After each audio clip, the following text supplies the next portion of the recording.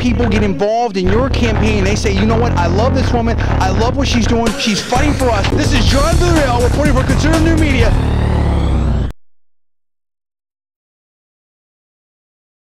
And we're back here on KFIV 1360 AM Modesto and KWSX 1280 AM Stockton. I am John D. Villarreal from Conservative New Media, and I'm filling in for Dave Diamond today. And Dave, your fearless leader, will be back rested, tan, ready, and energized, and I'm sure caffeinated with as much cheese as he cares to consume.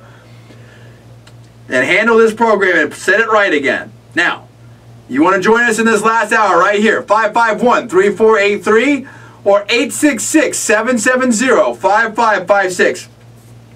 Now let's get Paul back in here right now because I want to talk about, we've been talking about what you believe and why and what you're willing to do about it. I've asked you guys what kind of conservative figures that you like, whether they're media, politicians, or activists, Tea Party or otherwise, or, you know, a talk radio show host or whatnot. I've heard Rush Limbaugh. I've heard Chris Christie. I'll tell you a few. Well, I'll go through this list as well. But first, let's set the table. I've also asked you what Victory November looks like to you. I've also asked you what is America about to you. And I will ask you about the future of the Tea Party and the future of the GOP. Now, I want to get Paul in here and I want to talk about this big thing because this came up with our sort of controversy last week about, you know, hey, Reagan's 11th commandment and, you know, professional and what the quote-unquote insiders were saying about me and all this. And I'm not the only one fighting this battle. I mean, this battle's being fought all across the country. Let's talk about the insiders, what I say, the insiders versus the people, and the GOP elite versus conservatives. Paul, run through some of these stories out here. You were telling me about Michelle Malkin. She's in a whole dust-up in New Jersey. You know, I can't recall if it's New Jersey or Delaware, but Michelle Malkin, you know, conservative blogger, appears on Fox News all the time, well-respected, Culture of Corruption author. She has basically been railing against the GOP establishment in various states. And yeah, she just love Michelle. Yeah. She has just come out. I can't. It's either New Jersey or Delaware. It's probably if I'm remembering right, because I've been asked by Steve Maloney to get involved in this race personally, and Christine O'Donnell's people. I mean, Christine O'Donnell's going up against Mike Castle, who people will say is the biggest RINO out there in the primary that's coming up in September. And I know that, you know, we've been enlisted in that race from Conservative Media. They want us to get involved in that race, and you know, to help get a real conservative like Christine O'Donnell in there. That's probably in Delaware. It's exactly what it is, and that's who it is. Yep. We love Christine O'Donnell. Yeah, and so many people know, this is basically one of the reasons, as you said, the Tea Party exists, because people aren't satisfied with a lot of what's going on in the Republican Party with the insiders, people that are just kind of more concerned with filling their pockets, getting along, getting airtime in the liberal media, getting on the Sunday shows, you know, staying in power at all costs, making money and all that. In my personal opinion, this is my personal opinion right here. Now, I want to set the table on this. Didn't mean to cut you up, but I just got to set the table on a couple of things here and turn it back to you because there's so much to cover here in this last hour. I'm going to give you some stories. There was all this talk last week about how, oh, my political career was ruined and it was over, even though that almost all these people that were saying that, in my personal opinion, are business rivals or political rivals or both. And a lot of these people had already, you know, got sideways with us, and a lot of these people had already said that we were nothing before. So I love the way, like, we were nothing before. Let me put it this way. You know how many times that my quote-unquote obituary in almost anything that I've ever done has been written? I mean, dude, you would if I had a quarter for every time it was done, I'd be Bill Gates right now. It's never going to stop. But the thing of it is, I laugh at the whole thing. Again, it's not about me. It's about you.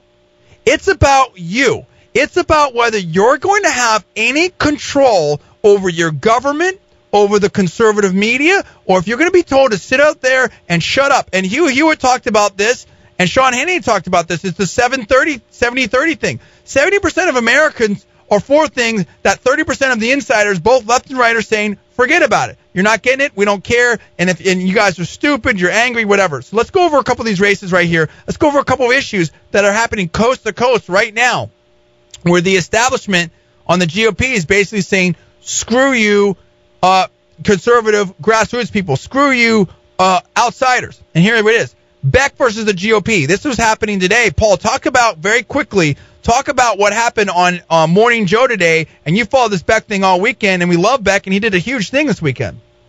Yeah, what happened was Mike Allen of Politico came on, and Mike Allen, Mike Allen, we believe, was a former member of the infamous Journo list, the lefty insider group. My personal opinion, I believe that. Go ahead. Yeah, and so he's no friend of conservatives, many believe. Mike Allen came on in a regular spot, and he basically said, while I was live covering the Beck rally, Mike Allen, were getting tweets or emails from prominent GOP insiders who are evangelicals saying, yeah, this is dumb, Beck's rambling, this is why I don't watch his show, his version of religion is off, and, I'm going to go take a bike ride. In other words, various Republican mainstays were telling Mike Allen, yeah, we don't like this. And let me say this. Are they ever going to work again? Did they ruin their political career by saying that? Is that professional? Is that infighting? I mean, are you kidding me? Beck and Sarah Palin are there, two of the best, most energizing figures that have been really working so hard on the front line to get this country back on track and stop the Obama agenda and stop the Obama takeover.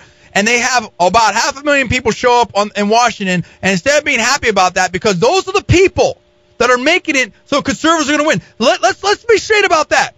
There is almost nothing that the GOP elite or insiders have done that are going to warrant the gains that they're going to have in November. It's not because of you idiots that anything's going to be happening. You haven't done anything right except for now get with people and stop Obama's agenda. It's people like us. It's talk radio. It is the Tea Party. It's Obama's agenda and the good American people saying, we're not having it anymore. So don't think you're so smart because you've been ruining everything up to now.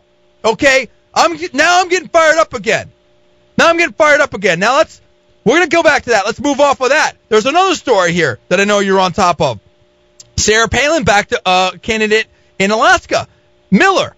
And he is beating the establishment candidate, Murkowski. He's leading by 1,600 votes, but there's still 2,300 votes, absentee ballots left to count. And there's been all kinds of super bitter infighting and talks of Bush v. Gore tactics and talks of third-party runs. Murkowski was going to run as a libertarian up there. She brought in some lawyers from the National Republican Senate candidate lawyers to check out irregularities in the voting. Tell us a little bit about what's going on there. Yeah, what's happening here is that Lisa Murkowski, as you said, is trailing in the vote. There are apparently up to 20,000 absentee ballots that still have to be counted, and I believe that count will start tomorrow. Of course, not all of those ballots will qualify. There'll be some problem with them, and not all of the ballots are Republican ballots. So the number's actually lower than that. But what conjecture was, you said what you said, which is that she is using, insider lawyers to try to help her out. But the conjecture was that she might run as a third-party candidate, as a libertarian candidate. It's too late for her to file the paperwork to run as an independent, so she can't do that.